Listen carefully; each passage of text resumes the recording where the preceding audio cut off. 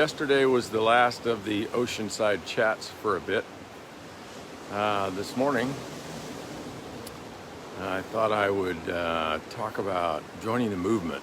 And if Stacy's up and around, she'll post a quote by James Clear, which I don't have memorized, so I'll kind of butcher it. But basically, this topic that I'm talking about this morning was inspired by reading James's blog yesterday morning or the morning before.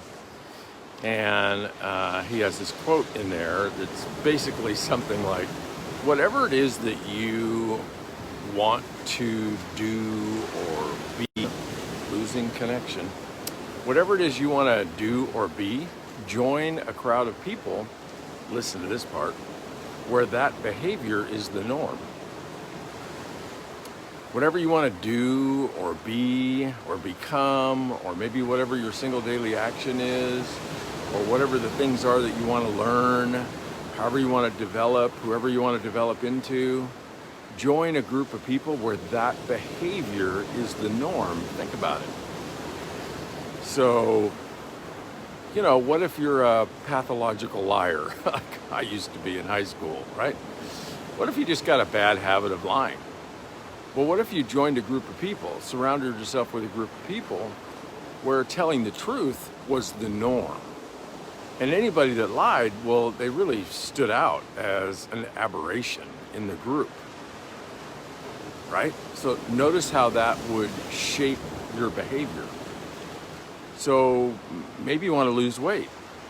Well, how about you join a group of people where fitness and eating right is the norm? Join some kind of movement. Good morning, Penny. So maybe you want a new business development. You want to be making one phone call a day or one connection a day, new business development. How about you join a group of people where that's the norm, where that behavior is what everybody is up to. It's not that everybody's a robot, 100% doing everything and everything right.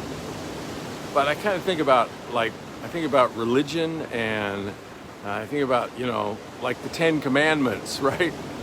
So if you join a religion, well, the norm, the standard behavior, is pretty clearly called out. This is what we expect of everybody. It's not that everybody does it, of course, but when you don't do it, you kind of stand out. And it's the cultural, I call them cultural commitments. They're kind of like the 10 Commandments. It's the cultural commitments. Maybe if you want to learn more about cultural commitments, Stacy can drop a blog in, or I'll do it later, that I've written about cultural commitments. It's on my website. But, cultural commitments are like the 10 Commandments. Like, here are the things that define the culture of our community. Just like, in the United States of America. So, like, stealing and looting is against the cultural commitments of the United States of America. So people that do it stand out as aberrant behavior. Right? So do people that, hold public office and lie, just blatantly lie. They stand out as aberrant behavior. So whatever it is you want, whoever you want to be, whatever you want to do, think about the power of the crowd mentality. Think about the power of the standard operating procedure, and find yourself a group, find yourself a crowd where that behavior is expected of everyone, where that behavior is the norm. Like, join the movement. Whatever it is you want to do, get caught up in the current of other people that are doing the same thing. So contrast that with whatever it is you want to do. Let's say you go it alone. So I'm going to do this alone. I'm going to figure out how to do this alone. That's why Peloton. Have you heard of Peloton, the bike? How successful that is. Well, it's not because the bike's any better. The bike's maybe more expensive than every other stationary bike, but it's not better. What Peloton did is they introduced the crowd mentality to stationary biking in the gym or in your home, where you tap into this computer screen and all of a sudden you're biking, with a whole bunch of other people, and you're chatting with them, and you're competing with them, and you're celebrating with them. And of course, if you look at the crowd that you're biking with. If you're kind of a slob biker, right? You bike for like 2 minutes and then you have a latte.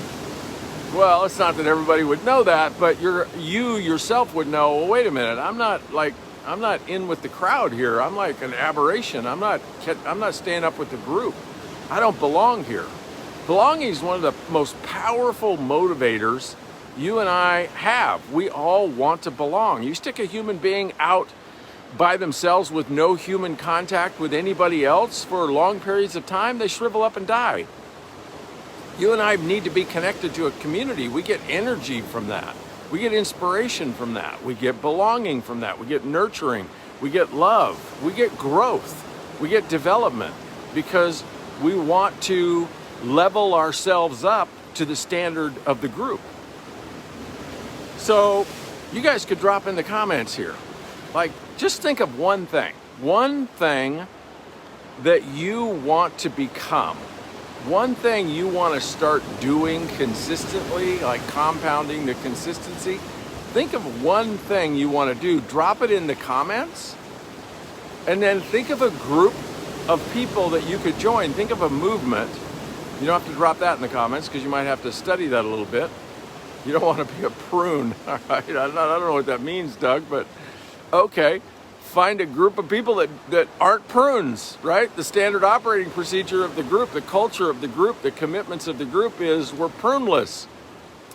So Amy, you want to grow. What is that? Like, how do you want to grow? And then you find a group of people that are growing. Like, that's their standard. That's their culture. That's the group mentality.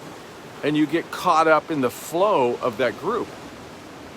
So who else is willing to drop in the comments something you want to start doing, someone you want to, okay, daily vision casting. Bridget, beautiful. So, I don't know, Google it.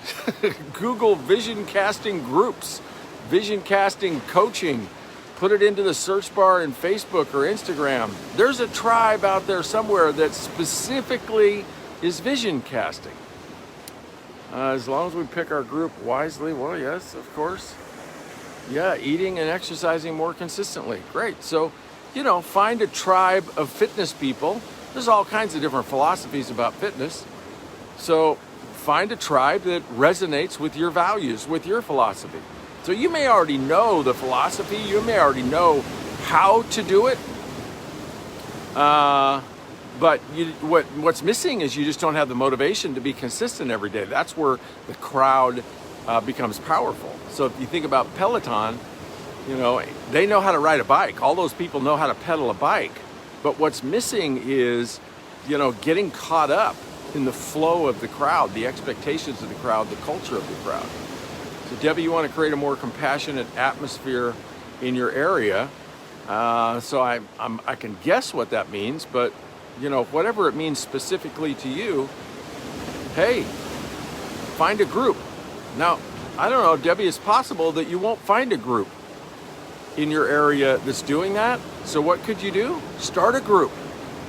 Because, something like that, like compassionate in your area, a more compassionate atmosphere, there are people out there looking for that, and maybe they haven't come together in a group because there's no leader. There's no vision.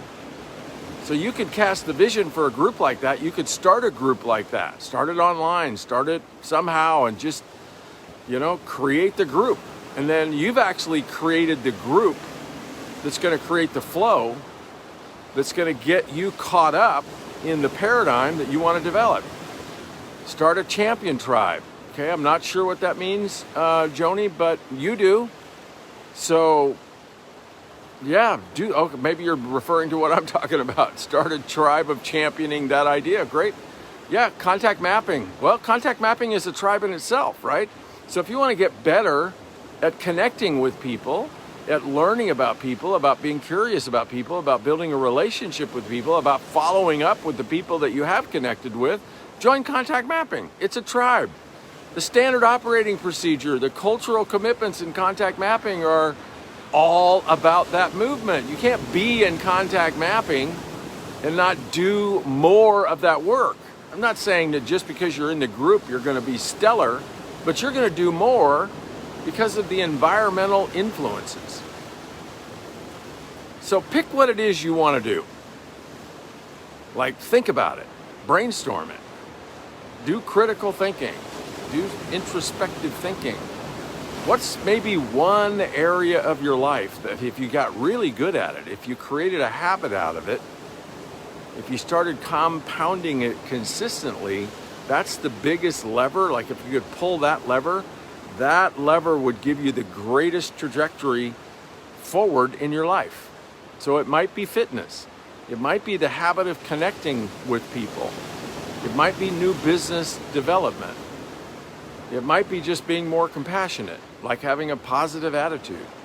Find a flow that you can jump into and ride the energy of that river. They're out there. In the rare case where it's not there, go create it, right? Everybody else did. Anytime you find a group, you find a flow, you find a tribe that's doing something like that, somebody created it. Somebody created the Peloton movement. Somebody like Tom Chenault and Adrian Chenault created contact mapping. You know, all of you that are involved in network marketing, that's a tribe, that's a flow, right? It's a product philosophy flow, it's an economic flow, it's a philosophical personal development flow. And the reason you may have found the community that you joined is their flow resonated with something you wanted. So notice how when you're in that flow, you have a tendency to do more of what there is to do than if you were not in that company. Like if you were just out on your own. So that's my tip of the day. We never made it to 64 people.